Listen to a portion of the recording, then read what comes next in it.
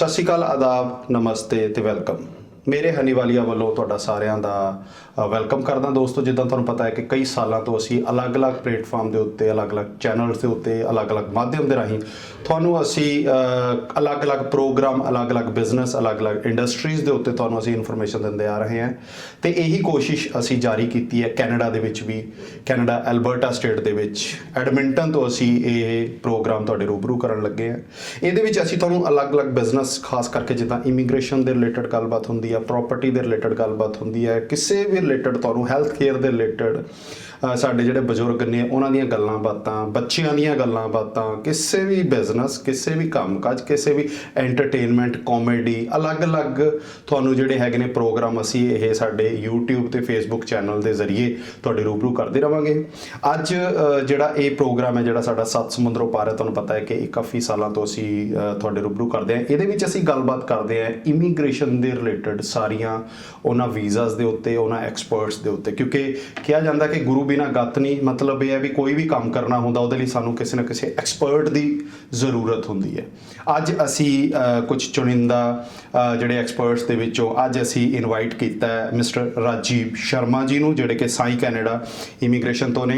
तो राजीव जी, आपका बहुत बहुत वेलकम, बहुत बहुत स्वागत। नमस्कार। नमस्कार। तो राजीव जी के बारे में बता देना चाहता हूँ कि ये साई कनाडा इमिग्रेशन को रिप्रेजेंट करते हैं और ये इन्हों का जोड़ा एक ICCRC मैंबर ने, उस तो बाद कैपिक के भी मैंबर ने, ICEF के मैंबर ने, RCIC ਜਿਹੜੇ ਲਾਇਸੈਂਸਡ, ਜਿਹੜੇ ਆਪਾਂ ਕਹਿ ਦਿੰਦੇ ਵੀ ਲਾਇਸੈਂਸ ਕੰਸਲਟੈਂਟ ਨੇ। ਅੱਛਾ ਸਰ, ਇੱਕ ਸਭ ਤੋਂ ਵੱਡੀ ਇੱਕ ਜਿਹੜੀ ਲੌਬੀ ਹੈਗੀ ਜਿਹੜੇ ਬੱਚਿਆਂ ਦੇ ਲਈ ਵਰਕ ਪਰਮਿਟ LMI ਦੀ ਗੱਲ ਹੁੰਦੀ ਹੈ, ਜਾਂ ਫਿਰ ਜਿਹੜੀ ਇਨਵੈਸਟਰ ਵੀਜ਼ਾਸ ਦੀ ਗੱਲ ਹੁੰਦੀ ਹੈ, ਜਿਹੜੇ ਲੋਕੀ ਡਾਇਰੈਕਟ ਇੱਥੇ ਕੁਆਲੀਫਾਈਡ ਨਹੀਂ ਜਾਂ PR ਲੈਣਾ ਚਾਹੁੰਦੇ ਨੇ, ਕਿਉਂਕਿ ਜਿਹੜਾ ਤੁਸੀਂ ਸਟਾਰਟਿੰਗ ਦੇ ਵਿੱਚ ਕਿਹਾ ਸੀਗਾ, ਹਰ ਇੱਕ ਬੰਦੇ ਦੀ ਸੋਚ ਹੈਗੀ ਹੈ, ਚਾਹੇ ਉਹ ਸਟੂਡੈਂਟ ਜਾਂ ਟੂਰਿਸਟ ਤੇ ਆਉਣਾ ਚਾਹੁੰਦਾ, ਉਹਨੂੰ ਸਿੱਧਾ PR ਦੀ ਟਾਰਗੇਟ ਉਹਦਾ PR ਹੁੰਦਾ। ਤੇ ਉਹਦੇ ਲਈ ਇੱਕ LMI ਵਰਡ ਸੁਣਿਆ ਸੀ ਬਹੁਤ ਜ਼ਿਆਦਾ, ਜਾਂ ਇਨਵੈਸਟਰ ਕੈਟਾਗਰੀਜ਼ ਨੇ, ਹੋਰ ਅਲੱਗ-ਅਲੱਗ ਆਪਸ਼ਨਸ ਹੈਗੇ ਨੇ, ਉਹਨਾਂ ਦੇ ਬਾਰੇ ਜਾਣਕਾਰੀ ਲੈਣਾ चाहना है कि LMI है क्या चीज़? LMI जो ये एक सर्विस कनाडा का ऑथराइजेशन लेटर बोलते हैं इसको हम लोग जी। और अगर आपने किसी एम्प्लॉयर ने, किसी बिजनेस ने फॉरेन वर्कर को हायर करना है जी, तो you need to have a positive LMIA, ठीक है जी। और LMI का फुल फॉर्म है labour market impact assessment. Okay, ये एक मैंडेटरी टूल है। तो अगर किसी ने भी जॉब ऑफर देना है आपको, या किसी ने हायर करना है, किसी भी बिजनेस ने, किसी को भी, चाहे वो विजिटर है, चाहे वो स्टूडेंट है, चाहे वो वर्कर है, या वो कोई बाहर कंट्री में रह रहा है, तो लीमिया होना जरूरी है। अगर लीमिया बिजनेस के पास नहीं होगा तो वो कंपनी फॉरेन वर्कर को हायर नहीं कर पाएगी, नहीं जॉब दे पाएगी जी। अब जो लीमिया है ये बड़ी टीडियस प्रोसेस है। इसके लिए अगर आपने लीमिया निकालना है तो आपको एडवर्टाइजमेंट चलानी पड़ती है, और फिर गवर्नमेंट को प्रूव करना पड़ता है कि भाई आपको कोई भी कैनेडियन यहाँ पर मिला नहीं जिसको आप हायर कर सको या जिसको जॉब ऑफर दे सको, राइट। और क्योंकि आपको कनाडा में कोई ऐसा बंदा नहीं मिला, तो उस बिजनेस को, उस कंपनी को परमिशन चाहिए गवर्नमेंट की कि वो फॉरेन वर्कर हायर कर सके, राइट। और ये जो प्रोसेस है, इसको प्रोसेस को कंप्लीट होते होते 2 महीने 3 महीने तक लग जाते हैं। And once the company has a LMIA approved, that to positive, then they can put a name of that person, LMIA पे नाम डाल सकते हैं जी, और उसके बाद वर्क परमिट की एप्लीकेशन कर सकते हैं। ਉਹਦੀ ਜਿਹੜੇ ਬੰਦੇ ਦਾ ਨਾਮ ਪਾਣਾ ਹੁੰਦਾ ਉਹਦੇ ਲਈ ਕੋਈ एलिजिबिलिटी क्राइटेरिया ਹੁੰਦਾ, ਉਹਨਾਂ ਦੇ ਲਈ ਕੁਝ क्राइटेरिया ਹੁੰਦਾ? देखिए, जो लीमिया है ये कंपनी की एंड की प्रोसेस है, इसमें वर्कर का कोई लेना देना नहीं होता जी। तो कंपनी ने परमिशन लेनी है सर्विस कनाडा से, यानी कि जो कि गवर्नमेंट से परमिशन लेनी होती है कि भाई हमको बाहर का फॉरेन, हमको यहाँ कोई बंदा नहीं मिला तो हमको बाहर से हायर करने की परमिशन मिले। तो इसमें जो अभी, क्योंकि जब वो परमिशन मांग रहे हैं तो उनको नहीं पता किसको हायर करना है, राइट। तो वो तो जनरल जो उनकी कंडीशंस हैं उसको मीट आउट करना पड़ता है कि भाई एडवर्टाइजमेंट दी है हमने, 4 जगह एडवर्टाइजमेंट दी है, 30 दिन तक हमने एडवर्टाइजमेट दी है, नहीं मिला कोई बंदा, है ना। सारे प्रूफ्स देने पड़ते हैं कि भाई हमने इंटरव्यू भी किए, उसमें भी कोई सक्सेसफुल कैंडिडेट नहीं मिला जी। तो उस चीज को जब ऑफिसर उसको फिर प्रॉपर इंटरव्यू भी करता है, एम्प्लॉयर का इंटरव्यू आता है और उसको पूछता है भाई आपके एफर्ट्स कैसे रहे, आपकी कंपनी की स्टैंडिंग सही है नहीं है, आप प्रॉफिट बना रहे नहीं बना रहे हो, आपका बिजनेस लाइसेंस है नहीं है, वो सारी चीज चेक करने के बाद तब वो पॉजिटिव लीमिया आती है, and then we can hire a foreign worker on that. ਤਾਂ ਦੋਸਤੋ LMI ਦੇ ਉੱਤੇ, ਲੀਮੀਆ ਦੇ ਉੱਤੇ ਵੀ ਆਪਾਂ ਡਿਟੇਲ ਦੇ ਨਾਲ ਗੱਲ ਕਰਾਂਗੇ। ਤਾਂ ਇੱਕ ਜਿਹੜਾ ਹੋਰ ਹੈ, ਇੱਕ ਫੈਮਿਲੀ ਜਿਹੜਾ ਹੈਗਾ ਫੈਮਿਲੀ ਕਲਾਸ ਵੀਜ਼ਾ ਦੀ ਗੱਲ ਕਰਦੇ ਹਾਂ, वो की चीज़ है फैमिली क्लास वीज़ा?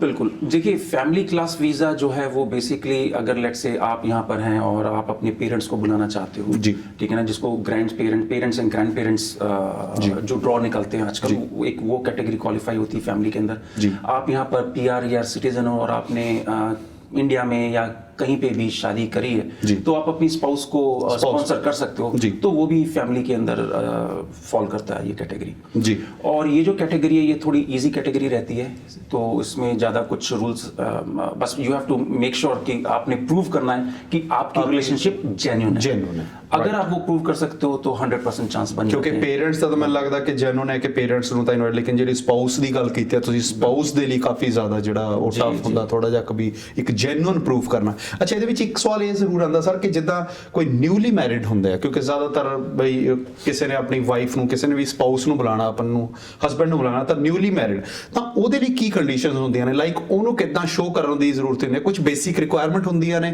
ਡਾਕੂਮੈਂਟਸ ਦੀ ਵੀ, ਹਾਂ ਵੀ ਅਗਰ ਉਹਦਾ ਮੈਰਿਜ ਹੋਈ ਹੈ, ਉਹ ਇੰਡੀਆ ਜਾ ਕੇ ਮੈਰਿਜ ਕਰਾ ਕੇ ਆਇਆ, ਆ ਕੇ ਮਹੀਨੇ ਵਿਦਿਨ 1 ਮੰਥ ਵਿਦਿਨ 2 ਮੰਥਸ ਉਹ ਸ਼ੋਅ ਕਰਨਾ ਚਾਹੁੰਦਾ ਵੀ ਮੇਰੀ ਵਾਈਫ ਹੈ ਜਾਂ ਮੇਰਾ ਹਸਬੈਂਡ ਹੈ, ਉਹਦੇ ਲਈ ਫਿਰ ਕਿਹੜੇ ਡਾਕੂਮੈਂट्स ਦੀ रिक्वायरमेंट रहती है? बिल्कुल, ये जो स्पाउसल वीज़ा होता है ये आपको पहले से प्लान करना पड़ता है। जब आप शादी करने जा रहे हैं तो आपको पता होना चाहिए कि गवर्नमेंट ऑफ कनाडा को कौन कौन से प्रूफ चाहिए कि आपकी मैरिज जेन्युइन दिखे, क्योंकि मेन चीज़ वो यही चेक करना चाहते हैं कि भाई मैरिज जो है वो कहीं मैरिज ऑफ कन्वीनियंस तो नहीं है। मैरिज ऑफ कन्वीनियंस का मतलब ये है कि आप यहाँ PR लेने के लिए शादी कर रहे हैं, तो वो जेन्युइननेस दिखानी जरूरी होती है। और वो जेन्युइननेस दिखाने के बहुत सारे कॉन्ट्रैक्ट मैरिजेस या जिद्दां वे इत्थे लोकी कहंदे ने भी थोड़ा पैसे लेके ते कुड़ी दे लिए इदां बहुत चीजें चलती है। राइट, जी जी बिल्कुल। वो हम लोग मतलब उस चीज़ पे तो हम बाद में भी चर्चा कर सकते हैं कि वो किस चीज़ का ध्यान रखना है। लेकिन स्पाउसल में क्या है कि आपको फोटोग्राफ्स देने होते हैं अलग अलग ओकेजन्स के, जैसे अगर आपकी शादी हुई है तो जिस दिन वेडिंग डे है उसकी फोटोग्राफ्स हो, आपके रिलेटिव्स के उसके अंदर आ रहे हो, और आपके जो photograph before marriage, after marriage, honeymoon period, और वो सारी चीज़ फोटोग्राफ्स चाहिए होंगे। 20 फोटोग्राफ्स हम लोग डिमांड करते हैं एटलीस्ट जेन्युइन। और साथ में फिर अगर शो करना है जेन्युइननेस तो हस्बैंड एंड वाइफ के नाम जॉइंट बैंक अकाउंट हो, उनके इंश्योरेंस पे बेनिफिशियरी, ਲਾਈਕ ਟੈਕਨੀਕਲ ਚੀਜ਼ਾਂ ਕਾਫੀ ਹੈਗੇ ਨੇ ਉਹਦੇ ਵਿੱਚ। ਬਿਲਕੁਲ, ਔਰ ਡਿਟੇਲ ਦੇ ਨਾਲ ਦੋਸਤੋ ਤੁਸੀਂ ਜ਼ਰੂਰ ਇਹਨਾਂ ਦੇ ਨਾਲ ਮਿਲ ਸਕਦੇ ਹੋ, ਕਿਉਂਕਿ ਅੱਜ ਦੇ ਸ਼ੋਅ ਦੇ ਵਿੱਚ ਸਾਡੇ ਕੋਲ ਸਮਾਂ ਬਹੁਤ ਘੱਟ ਹੈਗਾ। ਅਸੀਂ ਤੁਹਾਨੂੰ ਇੱਕ ਬੇਸਿਕ ਇਨਫੋਰਮੇਸ਼ਨ ਦੇ ਰਹੇ ਹਾਂ ਕਿ ਜਿਹੜੇ ਸਾਈ ਕੈਨੇਡਾ ਇਮੀਗ੍ਰੇਸ਼ਨ ਕਿਹੜੀ ਵੀਜ਼ਾਸ ਦੇ ਉੱਤੇ ਤੁਹਾਨੂੰ ਸਰਵਿਸਿਜ਼ ਦੇ ਰਿਹਾ, ਕਿਹੜੀ ਐਕਸਪਰਟੀਜ਼, ਲਾਈਕ ਕਿਹੜੇ ਫੀਲਡ ਦੇ ਵਿੱਚ ਉਹਨਾਂ ਨੂੰ ਐਕਸਪੀਰੀਅੰਸ ਹੈਗਾ, ਤਾਂ ਤੁਸੀਂ ਆਪਣਾ ਕਿਸੇ ਵੀ ਤਰ੍ਹਾਂ ਦੇ ਵੀਜ਼ਾ ਦੇ ਲਈ ਤੁਸੀਂ ਇਹਨਾਂ ਦੇ ਨਾਲ ਕੰਟੈਕਟ ਕਰ ਸਕਦੇ ਹੋ। ਸਪੈਸ਼ਲੀ ਹਨੀ ਵਾਲੀਆ ਸ਼ੋਜ਼ ਨੂੰ ਤੁਸੀਂ YouTube ਚੈਨਲ ਜਿਹੜਾ ਇਹਨਾਂ ਦਾ ਸਬਸਕ੍ਰਾਈਬ ਕਰ ਲਓ, ਬੈਲ ਦਾ ਆਈਕਨ ਹੈਗਾ ਉਹਨੂੰ ਕਲਿੱਕ ਕਰਕੇ, ਤਾਂ ਕਿ ਸਾਡੇ ਜਿਹੜੇ ਰੂਟੀਨ ਦੇ ਵਿੱਚ ਵੀਡੀਓਜ਼ ਆ ਰਹੇ ਨੇ ਉਹ ਤੁਹਾਡੇ ਅਪਡੇਟ ਹੁੰਦੇ ਰਹਿਣ, ਤੁਹਾਨੂੰ ਪਤਾ ਲੱਗਦਾ ਰਹੇ ਵੀ ਸਾਡੇ ਕਿਹੜੇ ਵੀਡੀਓਜ਼ ਪੈ ਰਹੇ ਨੇ। ਸਾਡਾ ਫੇਸਬੁੱਕ ਪੇਜ ਹੈਗਾ ਹਨੀ ਵਾਲੀਆ ਸ਼ੋਜ਼ ਦੇ ਨਾਂ ਤੇ, ਉਹਨੂੰ ਤੁਸੀਂ ਲਾਈਕ ਕਰ ਸਕਦੇ ਹੋ। ਸੱਤ ਸਮੁੰਦਰੋਂ ਪਾਰ ਜਿਹੜਾ ਇਹ ਸ਼ੋਅ ਹੈਗਾ ਸਾਡਾ, ਇਹਦੇ ਵਿੱਚ ਅਸੀਂ ਇਮੀਗ੍ਰੇਸ਼ਨ ਦੇ ਉੱਤੇ ਸਾਡੀ ਚਰਚਾ ਕਰਦੇ ਰਹਾਂਗੇ। ਅਲੱਗ-ਅਲੱਗ ਐਕਸਪਰਟ ਆਉਂਦੇ ਰਹਿਣਗੇ, ਸਾਨੂੰ ਜਿਹੜੀ ਹੈਗੀ ਹੈ ਤੁਹਾਨੂੰ ਜਿਹੜੀ ਹੈਗੀ ਵੀਜ਼ਾਸ ਦੇ ਬਾਰੇ ਵਿੱਚ ਜਾਣਕਾਰੀ ਜ਼ਰੂਰ ਦਿੰਦੇ ਰਹਿਣਗੇ। ਅਸੀਂ ਕੋਸ਼ਿਸ਼ ਕਰਦੇ ਰਹਾਂਗੇ ਕਿ ਰਾਜੀਵ ਸ਼ਰਮਾ ਜੀ ਨੂੰ ਟਾਈਮ ਟੂ ਟਾਈਮ ਤੁਹਾਡੇ ਰੂਬਰੂ ਕਰਦੇ ਰਹੀਏ। ਤਾਂ ਸਰ ਇੱਕ ਥੋੜਾ ਜਿਹਾ ਹੈਗਾ, ਕਿਉਂਕਿ ਇੱਕ ਇਨਵੈਸਟਰ ਕੈਟਾਗਰੀ ਵੀ ਬਹੁਤ ਬੜੀ ਲੌਬੀ ਹੈਗੀ, ਬਿਜ਼ਨਸ ਕਲਾਸ ਬਹੁਤ ਵੱਡੀ ਹੈਗੀ ਹੈ, ਕਿਉਂਕਿ ਜਿਨ੍ਹਾਂ ਦੇ ਰਿਸ਼ਤੇਦਾਰ ਹੈਗੇ ਨੇ ਵੀ, ਜਿਨ੍ਹਾਂ ਕੋਲੇ ਪੈਸਾ ਜਾਂ ਜਿਨ੍ਹਾਂ ਕੋਲੇ ਬਿਜ਼ਨਸ ਹੈਗਾ ਪਿੱਛੇ, ਉਹ ਇੱਥੇ ਆਪਣੇ ਬੱਚਿਆਂ ਦੇ ਫਿਊਚਰ ਦੇ ਲਈ ਜਾਂ ਆਪਣੇ ਫਿਊਚਰ ਦੇ ਲਈ ਜਾਂ ਕਿਸੇ ਵੀ ਤਰ੍ਹਾਂ ਦੀ ਸੋਚ ਦੇ ਲਈ ਉਹ ਇੱਥੇ ਮੂਵ ਹੋਣਾ ਚਾਹੁੰਦੇ ਨੇ।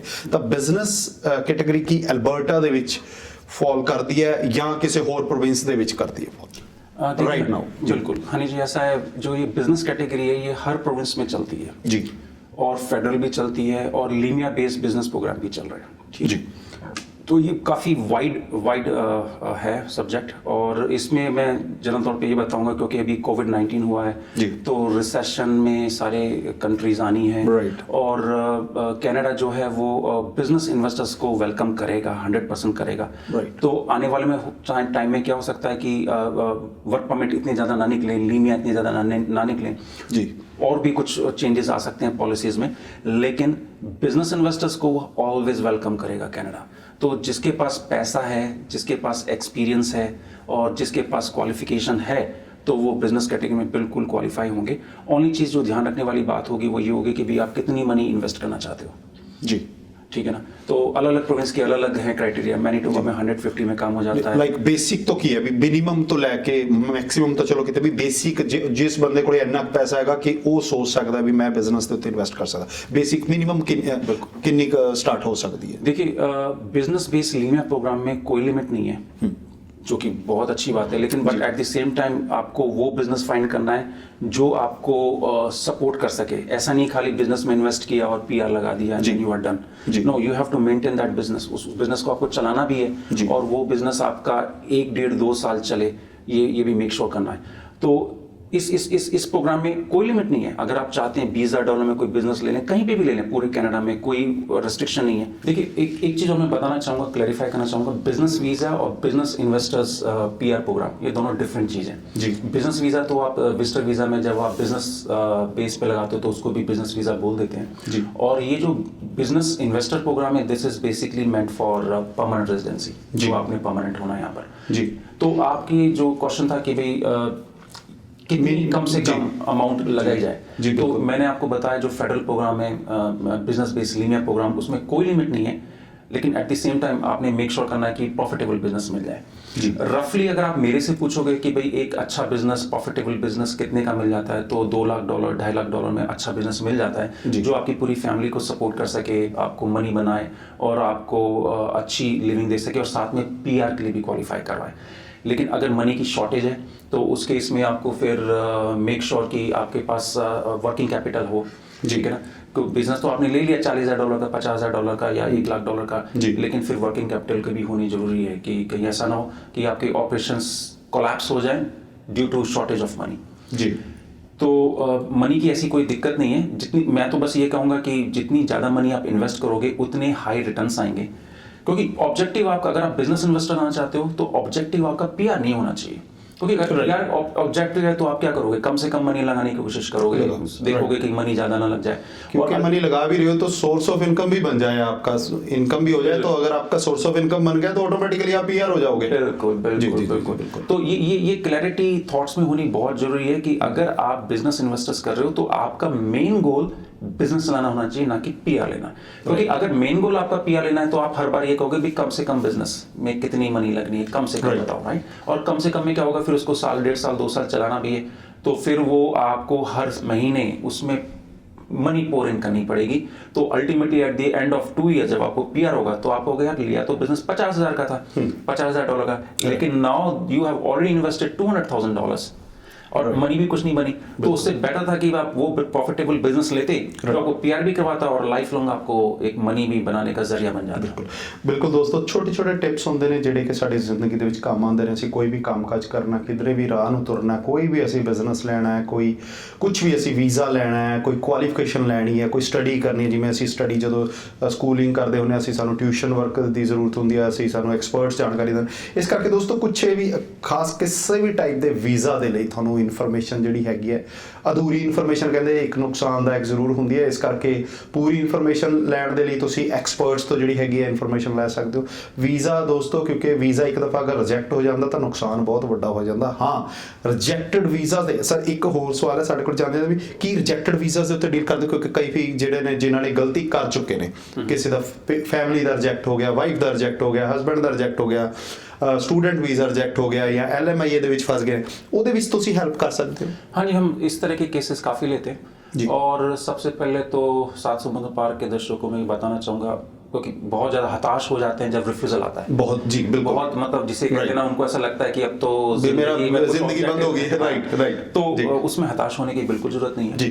अगर आपका विजिटर वीज़ा कर रहे हो, आप वर्क परमिट कर रहे हो और कोई भी कैटेगरी कर रहे हो, अगर उसमें रिफ्यूज़ल आता है, you don't have to worry about, ऐसे कोई बड़ी बात नहीं। आप 10 बार रिफ्यूज़ल के बाद भी 11वीं बार आप सक्सेसफुल हो सकते हो। राइट, मतलब कि रिफ्यूज़ल ਜਿਹੜੀ ਆਣੀ ਹੈ, ਚਲੋ ਇੱਕ ਅਗਰ ਅਸੀਂ ਗਲਤੀ ਕਰ ਚੁੱਕੇ ਹਾਂ, ਲੇਕਿਨ ਅਗਰ ਤੁਸੀਂ ਐਕਸਪਰਟ ਕੋਲੇ, ਤੁਸੀਂ ਸਾਈ ਕੈਨੇਡਾ ਇਮੀਗ੍ਰੇਸ਼ਨ ਕੋਲੇ ਆਓ, ਤੁਹਾਨੂੰ ਇੱਕ ਪ੍ਰੋਪਰ ਗਾਈਡੈਂਸ ਮਿਲੇਗੀ ਅਗਰ ਤੁਹਾਡਾ ਕੇਸ ਰਿਜੈਕਟ ਵੀ ਹੋ ਚੁੱਕਿਆ। ਲੇਕਿਨ ਉਸ ਤੋਂ ਪਹਿਲਾਂ ਰਿਜੈਕਟ ਕਰਵਾਉਣਾ ਕਿਉਂ ਹੈ, ਜਿਹੜੇ ਸਾਡੇ ਵਿਊਅਰਸ ਨੇ ਬੈਠੇ ਨੇ, ਅਗਰ ਤੁਸੀਂ ਕਿਸੇ ਵੀ ਵੀਜ਼ਾ ਦੇ ਬਾਰੇ ਵੀ ਜਾਣਕਾਰੀ ਲੈਣਾ ਚਾਹੁੰਦੇ ਹੋ ਤਾਂ ਤੁਸੀਂ ਸਾਨੂੰ ਹੁਣੇ ਹੀ ਮੈਸੇਜ ਕਰੋ।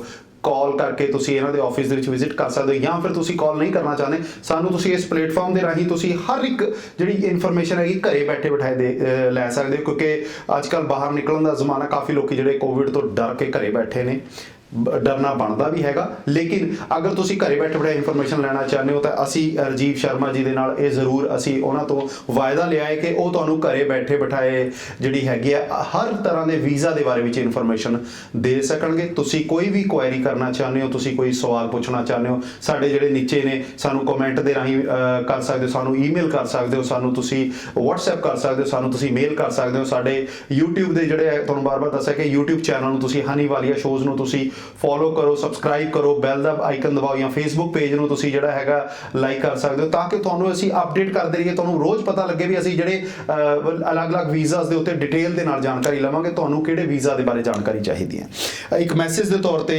ਰਾਜੀਵ ਜੀ ਜ਼ਿਆਦਾ ਸਮਾਂ ਨਾ ਲੈਂਦੇ ਹੋਏ ਤੁਹਾਡੇ ਤੋਂ ਮੈਸੇਜ ਲਵਾਂਗਾ ਕਿ ਹੋਰ ਜਿਹੜਾ ਹੈਗਾ ਕਿ ਦਰਸ਼ਕਾਂ ਦੇ ਲਈ ਕਿਸੇ ਵੀ ਤਰ੍ਹਾਂ ਦਾ ਵੀਜ਼ਾ ਲੈਣ ਦੇ ਲਈ ਇੱਕ ਜਿੱਦਾਂ ਸਾਈ ਕੈਨੇਡਾ ਇਮੀਗ੍ਰੇਸ਼ਨ ਜਿਹੜਾ ਹੈਗਾ ਕਿਸ ਢੰਗ ਦੇ ਨਾਲ ਡਿਫਰੈਂਟ, ਬਹੁਤ ਸਾਰੇ ਕੰਸਲਟੈਂਟ ਨੇ, ਤੁਸੀਂ ਡਿਫਰੈਂਟ ਕਿੱਦਾਂ ਹੋ ਵੀ ਇੱਕ ਕਲਾਇੰਟ ਹੈ, ਇੱਕ ਤੁਹਾਡੀ ਸਰਵਿਸਿਜ਼ ਡਿਫਰੈਂਟ ਕਿੱਦਾਂ ਵੀ ਸਾਈ ਕੈਨੇਡਾ इमिग्रेशन को क्यों चूज किया जाए? देखिए जी, सबसे पहले तो इम्पोर्टेंट होता है कि आपको लाइसेंस होनी चाहिए, ठीक है। अब अगर आप हिंदुस्तान की बात करोगे, इंडिया की बात करोगे, तो बहुत सारे कंसल्टेंट हैं। पंजाब में मेरे हिसाब से हजारों कंसल्टेंट होंगे, राइट। तो लेकिन अगर आप रेगुलेटेड कंसल्टेंट्स की बात करोगे तो वो पूरे वर्ल्ड में कुल 62 यानी कि 6200 ही कंसल्टेंट हैं जो ऑथराइज हैं गवर्नमेंट की तरफ से जी। तो we are one of them. उसमें भी हम लोग कैपिक के मेंबर हैं, यानी कि हम फिर 4000 जो कैपिक के मेंबर हैं उसमें हम लोग आ जाते हैं। फिर उसमें भी जो एम्प्लॉयमेंट एजेंसी का मतलब कि हम लोग we can hire international as well as domestic worker, तो वो भी हमारे पास उस चीज़ का लाइसेंस है। फिर उसके बाद अगर हम आ जाते हैं सचकैचुन के अंदर, जो हर कंसल्टेंट वहाँ प्रैक्टिस नहीं कर सकता, तो हमारे पास वहाँ पर एम्प्लॉयर को रिप्रेजेंट करते हैं हम लोग, एम्प्लॉयर के लिए काम करते हैं, उनके लिए बंदे ढूंढते हैं। तो वो लाइसेंस हमारे पास रिक्रूटर लाइसेंस है, साथ में हमारे पास SIMP का इमिग्रेशन कंसल्टिंग का भी लाइसेंस है। इसके अलावा बहुत सारी यूनिवर्सिटीज कॉलेजेस के हम डायरेक्ट ऑथराइज रिप्रेजेंटेटिव हैं for to world wide represent these universities and colleges, और हम डायरेक्टली उनके लिए रिक्रूट कर सकते हैं। अगर क्योंकि कोई इंडिया तो भी या थ्रू कैनेडा तो बाहर तो भी थोड़ी सर्विसेज लेना चाहते हैं, भी तुसी प्रोवाइड करते हैं? बिल्कुल प्रोवाइड कर सकते हैं, और वो and all these things makes us different, right. बाकी लोगों से डिफरेंट है हम लोग, और हम लोग डिफरेंट इसलिए भी हैं कि हम खाली एक कैटेगरी में काम नहीं करते, हम सारी कैटेगरी में करते हैं, चाहे वो विजिटर हो, वर्कर हो, कोई भी कैटेगरी हो, फैमिली क्लास हो, इन्वेस्टर्स हो, या डायरेक्ट PR हो, ਸਾਰੇ ਪ੍ਰੋਗਰਾਮਸ ਹਮ ਲੋਕ ਹੈਂਡਲ ਕਰਦੇ। ਬਹੁਤ ਬਹੁਤ ਤੁਹਾਡਾ ਥੈਂਕਸ ਰਾਜੀਵ ਜੀ, ਤੁਸੀਂ ਆਪਣਾ ਜਿਹੜਾ ਕੀਮਤੀ ਸਮਾਂ ਦਿੱਤਾ।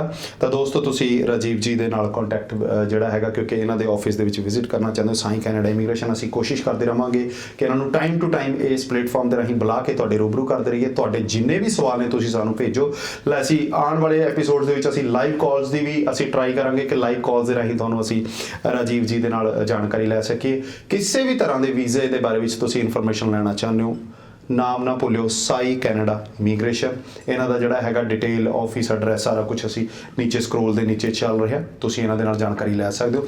ਅਗਲੇ ਐਪੀਸੋਡ ਦੇ ਵਿੱਚ ਕਿੱਦਾਂ ਦੇ ਸਵਾਲ ਪੁੱਛੇ ਜਾਣ, ਕਿਸ ਵੀਜ਼ਾਸ ਦੇ ਉੱਤੇ ਜਾਣਕਾਰੀ ਲਈ ਜਾਵੇ, ਜ਼ਰੂਰ ਸਾਨੂੰ ਇਹ ਵੀ ਲਿਖਣਾ ਨਾ ਭੁੱਲਿਓ, ਨੀਚੇ ਜ਼ਰੂਰ ਕਮੈਂਟ ਕਰਿਓ ਕਿ ਤੁਹਾਨੂੰ ਇਹਦੇ ਵਿੱਚ ਚਾਹੀਦਾ ਕਿੱਦਾਂ ਦੇ ਸਵਾਲ, ਕਿਹੜੇ ਵੀਜ਼ਾ ਦੇ ਵਿੱਚ ਬਾਰੇ ਵਿੱਚ ਸਵਾਲ ਪੁੱਛਣਾ ਚਾਹੁੰਦੇ ਹੋ। ਤਾਂ ਸਾਡੇ ਸ਼ੋਜ਼ ਨੂੰ ਤੁਸੀਂ ਇਸੇ ਤਰ੍ਹਾਂ ਲਾਈਕ ਕਰਦੇ ਰਹੋ, ਸਾਨੂੰ ਪਿਆਰ ਦਿੰਦੇ ਰਹੋ। ਸਾਨੂੰ ਇਹ ਸਾਰੇ ਸ਼ੋਜ਼ ਸਿਰਫ ਤੁਹਾਡੇ ਕਰਕੇ ਹੈ, ਤੁਸੀਂ ਸਾਨੂੰ, ਅਸੀਂ ਹੌਲੀ ਹੌਲੀ ਅਗਲੇ ਐਪੀਸੋਡਸ ਦੇ ਵਿੱਚ ਅਸੀਂ ਇਹ ਵੀ ਕੋਸ਼ਿਸ਼ ਕਰਾਂਗੇ, ਅਸੀਂ ਤੁਹਾਨੂੰ ਵੀ ਇਸ ਪਲੇਟਫਾਰਮ ਦੇ ਉੱਤੇ ਬੁਲਾਉਣ ਦੀ ਜ਼ਰੂਰ ਕੋਸ਼ਿਸ਼ ਕਰਾਂਗੇ।